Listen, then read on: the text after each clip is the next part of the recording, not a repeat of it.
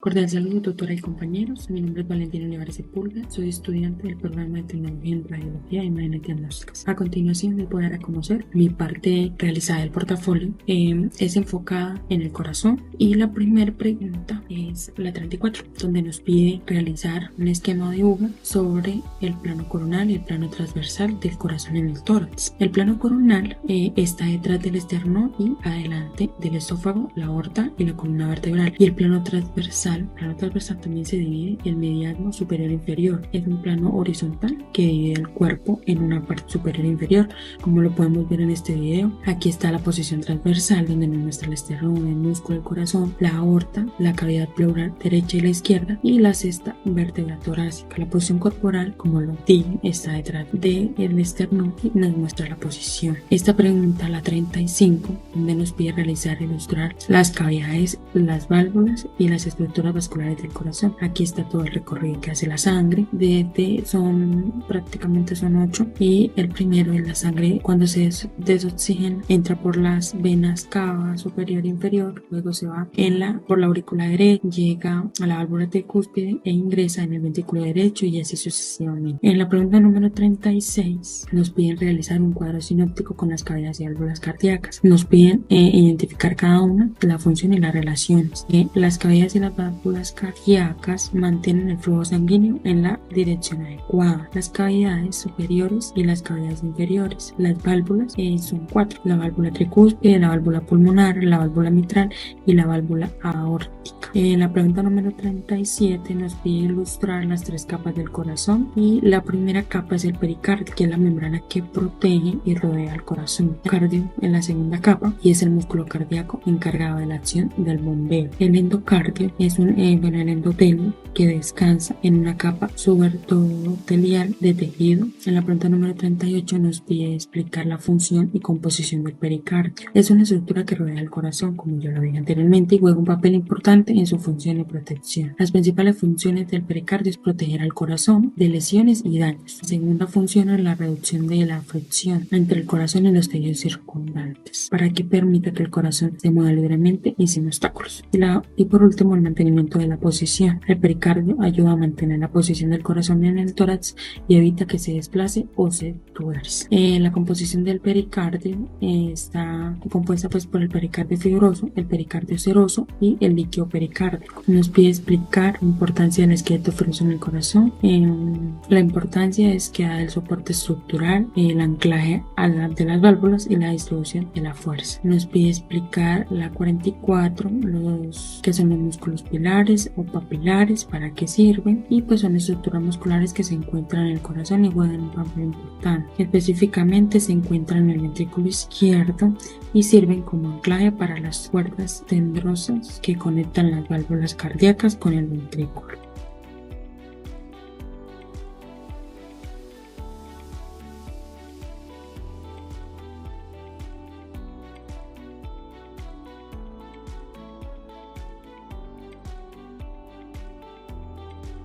Cordial saludo, mi nombre es Karen Chacón, les voy a explicar las preguntas desde la 54 a la 61. Voy a iniciar hablando sobre las diferencias entre el sistema venoso superficial y profundo. Ubicación: venas superficiales se encuentran justo debajo de la piel en el tejido subcutáneo. Son las venas que a menudo puedes ver a simple vista. Ejemplos clave son la vena cefálica, lado lateral externo, y la vena basílica, lado medial interno, y la mediana cubital en el codo, muy usada para sacar sangre. Venas profundas están situadas más profundamente, acompañando a las arterias principales dentro de los compartimientos musculares. Ejemplos son las venas radiales, ulnares, branquiales, axial y subclavia. Función principal: venas superficiales, drenan la sangre de la piel y el tejido subcutáneo. También juegan un papel en la regulación de la temperatura corporal, disipando calor. Venas profundas son las principales responsables de devolver la mayor parte de la sangre del miembro superior hacia el corazón. Drenan la sangre de los músculos y otras estructuras profundas. Conexiones que existen: venas perforantes que conectan el sistema superficial con el profundo. Estas venas tienen válvulas que normalmente dirigen el flujo sanguíneo desde las venas superficiales hacia las profundas. En resumen, las venas superficiales son como las carreteras secundarias visibles bajo la piel, mientras que las profundas profundas son las autopistas principales escondidas junto a las arterias encargadas del grueso del transporte sanguíneo o retorno. Tronco celíaco, ¿de dónde emerge y qué ramas produce? El tronco celíaco es una arteria muy importante que se encarga de llevar sangre oxigenada a varios órganos clave de la parte superior del abdomen. Su función principal es irrigar, llevar sangre a órganos derivados del intestino anterior embrionario como el estómago, la parte inicial del duodeno, el hígado, la vesícula biliar, el páncreas y el vaso.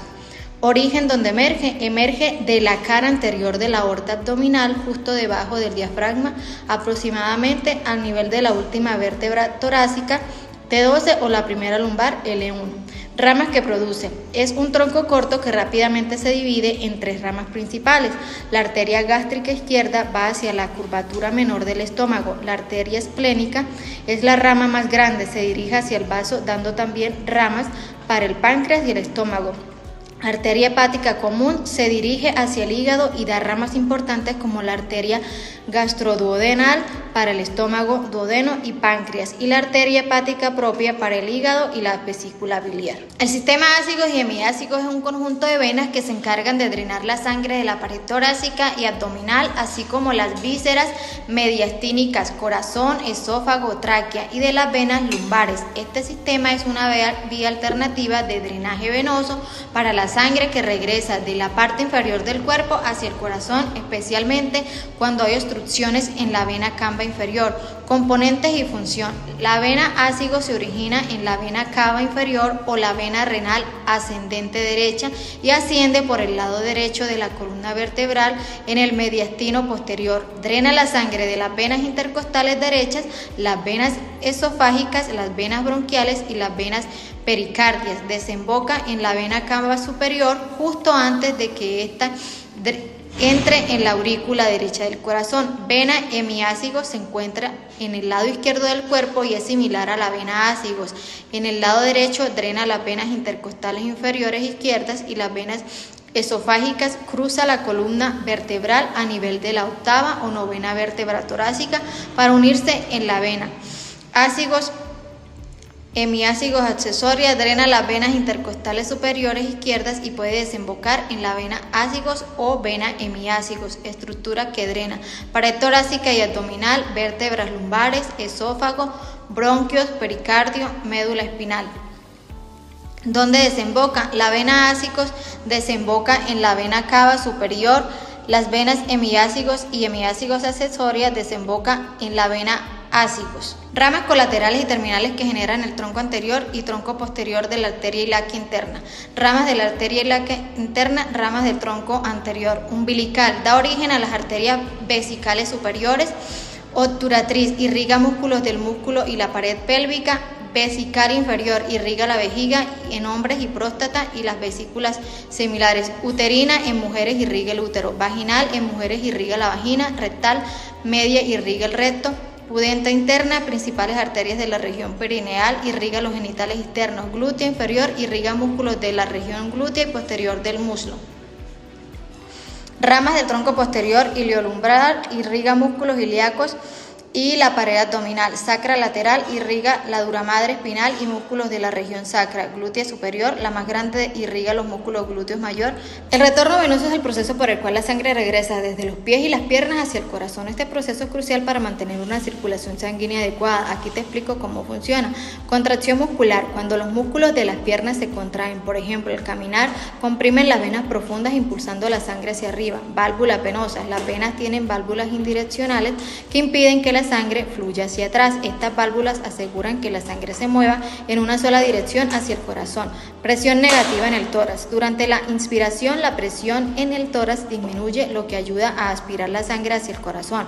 Bomba del pie. Al caminar, el impacto del pie contra el suelo comprime las venas plantares, impulsando la sangre hacia arriba. ¿Qué pasa cuando no funciona bien? Cuando el retorno venoso no funciona correctamente, puede provocar insuficiencia venosa crónica. Las válvulas venosas se debilitan o dañan, permitiendo que la sangre se acumule en las venas de las piernas. Varices, venas dilatadas y tortuosas que aparecen cerca de la superficie de la piel. Edema, hinchazón en los tobillos y las piernas debido a la acumulación de líquido. Úlceras venosas, llagas en la piel, generalmente cerca de los tobillos, que son difíciles de curar. ¿Cómo se puede cuidar su función? Ejercicio regular, elevar las piernas, usar medidas de compresión, evitar estar sentado de pie por mucho tiempo, mantener un peso saludable, principalmente venas quirúrgicas, venas principales profundas tibiales, propítea, femoral, superficiales, safena, magna, parva. El sistema linfático, el sistema endocrino y las vías biliares. Circulación pulmonar y sistémica. La circulación pulmonar moviliza la sangre entre el corazón y los pulmones, los transporta la sangre desoxigenada a los pulmones para absorber el oxígeno y liberar el dióxido de carbono. La sangre oxigenada luego regresa al corazón. Y en la circulación sistémica se moviliza la sangre entre el corazón y el resto del cuerpo, envía la sangre oxigenada a las células y permite el retorno de la sangre desoxigenada al corazón. Principales arterias y venas que irrigan el corazón. Como podemos ver en la imagen, como arterias tenemos la aorta, la arteria pulmonar izquierda, las venas pulmonares izquierdas, la arteria circunfleja, arteria descendente anterior, la arteria coronaria, la arteria marginal derecha. Y como venas tenemos la vena cava superior, la vena cava inferior y las venas pulmonares. Circulación anterior y posterior. Son los dos sistemas de irrigación de sangre al cerebro y al encéfalo. La circulación anterior se origina en las arterias carótidas internas, irriga la mayor parte de los hemisferios cerebrales, incluyendo los lóbulos frontales, parietales y temporales. Está formado por las arterias cerebrales anteriores y medias. Y la circulación posterior se origina en las arterias vertebrales, irriga la parte posterior del cerebro, el tronco encefálico y el cerebelo. Está formado por las arterias cerebelosas y cerebrales posteriores. El polígono de Willis es una estructura que conecta las dos circulaciones. Sistema linfático. El sistema linfático está compuesto por los órganos, que son los ganglios linfáticos, pequeños nódulos diseminados por el cuerpo encargados de filtrar la linfa antes de ser vertida a la sangre. El timo, que es la glándula también perteneciente al sistema endocrino que produce y madura los linfocitos. El vaso, que es un órgano que funciona como sitio de proliferación de los linfocitos y vigilancia y respuesta inmunológica. Las amígdalas forman un anillo de tejido linfático alrededor de la entrada de la faringe y ayudan a prevenir infecciones. Las placas de Peyer son grandes agrupaciones de folículos linfáticos aislados de estructura similar a las amígdalas que están distribuidas en la parte distal del intestino delgado, las cuales detectan y procesan los antígenos. Como tejido tenemos el tejido linfático difuso, el tejido del sistema inmunitario con forma de pequeñas bolas circulares distribuidos por todo el cuerpo y unidos mediante vasos linfáticos. Los folículos linfáticos, que son estructuras microscópicas que forman parte del sistema inmunitario y que contienen linfocitos que se encuentran en las mucosas de los tractos digestivos y respiratorio y en los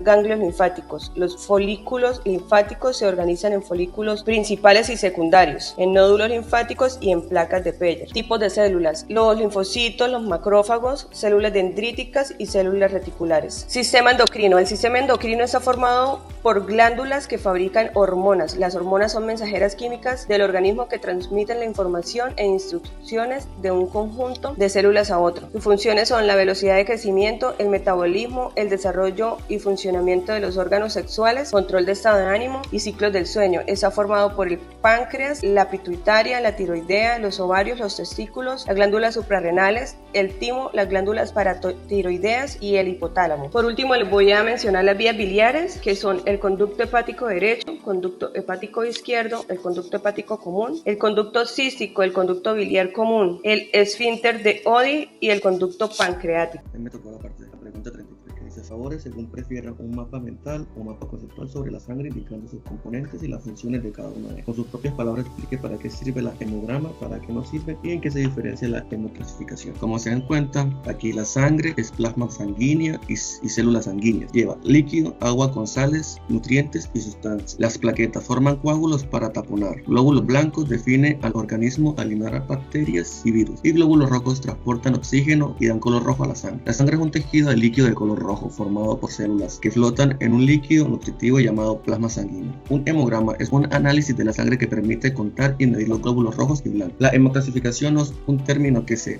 asocie a la hemograma. Ahorita vamos con lo 45. Demuestre en uno o varios esquemas o dibujos el recorrido de la arteria aorta, mencionando el sitio donde se genere su recorrido usual y las formaciones que constituyen las arterias que salen del callado y de las diferentes ramas que emergen a nivel de tórax y abdomen. Como se están dando cuenta, la 46 dice: indique en un esquema o dibujo el tronco brachiocefálico y las diferencias entre las dos arterias subclavias, exponiendo su origen, la forma de sus divisiones, las ramas de cada porción y la altura de la que se transforman en las arterias axilares. Está la arteria carótida común derecha, la arteria subclavia derecha, el tronco brachiocefálico, la arteria coronaria derecha, la arteria coronaria izquierda, arteria subclavia izquierda y arteria coronaria común izquierda. Ahorita vamos con la pregunta 47. Dibuje el recorrido de la arteria vertebral antes de ingresar al cráneo y las ramas colaterales que esta genera. Como te estás dando cuenta, esta rama tiene las pantinas, el cerebelosa interior posterior, la vertebral, la cerebelosa inferior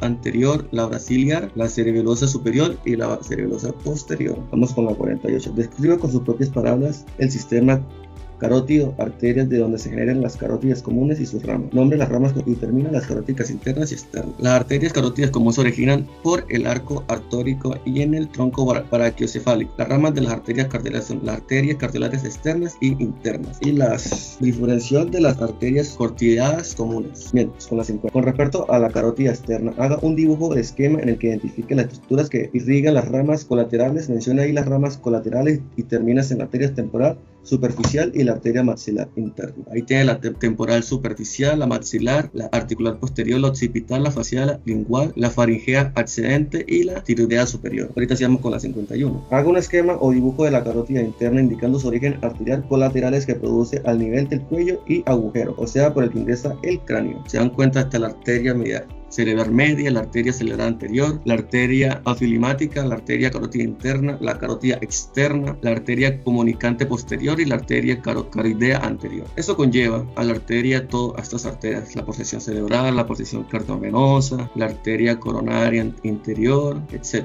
Cordial saludo, tutor y compañeros. Mi nombre es Milena Constanza Rincón Suárez y yo les voy a explicar las preguntas de la 64 a la 70. Estructura del aparato respiratorio. El sistema respiratorio se encarga de llevar oxígeno al cuerpo y eliminar dióxido de carbono. Está compuesto por fosas nasales, calientan, humedecen y filtran el aire. Faringe conduce el aire y los alimentos. La laringe permite el paso del aire y produce la voz y protege la vía aérea. La tráquea conduce el aire hacia los pulmones. Los bronquios distribuyen el aire dentro de los pulmones. Bronquioles regula el flujo de aire hacia los alveolos. Los alveolos pulmonares intercambian gases, oxígeno, dióxido de carbono. Pulmones contienen las estructuras para el intercambio gaseoso. Diafragma controla los movimientos respiratorios. Estructuras del sistema digestivo. El sistema digestivo está compuesto por una serie de estructuras. En conjunto se encargan del procesamiento de los alimentos para la obtención de nutrientes y están conformados por la boca, que inicia la digestión con la masticación y la saliva. Faringe conduce el bolo alimenticio al esófago. El esófago transporta el bolo al estómago mediante movimientos peristálticos. Estómago dirige química mecánicamente los alimentos. Intestino delgado absorbe nutrientes y dirige proteínas, lípidos y carbohidratos. Intestino grueso absorbe agua y forma las heces. El recto almacena las heces antes de la defecación. El sistema urinario es el encargado de filtrar la sangre para eliminar los desechos y el exceso de agua en forma de orina. Sus principales componentes son los riñones, que filtran la sangre, los uréteres, que transportan la orina a la vejiga, y la vejiga, que almacena la orina, y la uretra, que permite la salida de la orina al exterior. Los riñones filtran la sangre y producen la orina. Los uréteres transportan la orina desde los riñones a la vejiga, y la vejiga almacena la orina. La uretra permite la eliminación de la orina del cuerpo. El sistema reproductor femenino es el encargado de la reproducción. la producción de hormonas sexuales y el desarrollo del feto durante el embarazo. Sus principales componentes son: los ovarios producen óvulos y hormonas sexuales, estrógeno y progesterona. Trompas de falopio transportan el óvulo desde el ovario hasta el útero y es donde se ocurre la fecundación. El útero aloja y nutre al embrión y al feto durante el embarazo. La vagina, el canal del parto y canal a la menstruación y receptor del pene durante la relación sexual. Vulva protege las estructuras internas y facilita la entrada del pene. El sistema reproductor masculino es el encargado de la producción de espermatozoides, la secreción de hormonas sexuales y la copulación. Sus principales componentes son testículos, que producen espermatozoides, y testosterona. Epidídimo almacena y madura los espermatozoides. Conducto deferente transporta los espermatozoides desde el epidídimo hacia la uretra. Vesículas seminales secretan líquido seminal rico en fructosa. Próstata produce líquido que activa los espermatozoides. Glándulas vulvouretrales secretan un líquido preseminal y lubrica la uretra. Pene, órgano de copulación, y escroto regula la temperatura testicular. Los órganos de los sentidos nos permiten interactuar con el mundo que nos rodea. Los sentidos principales son la vista, el oído, el olfato, el gusto y el tacto. La vista o ojo permite ver gracias a la córnea, el iris y la retina, que transforman la luz en impulsos eléctricos. El oído capta sonidos a través del oído externo, medio e interno, con estructuras como el tímpano y la cóclea. El olfato o la nariz detecta olores en la mucosa olfatoria enviando información al cerebro. El gusto o lengua identifica sabores mediante las papilas gustativas. Tacto o piel percibe presión, temperatura y dolor, textura a través de receptores en la epidermis y dermis.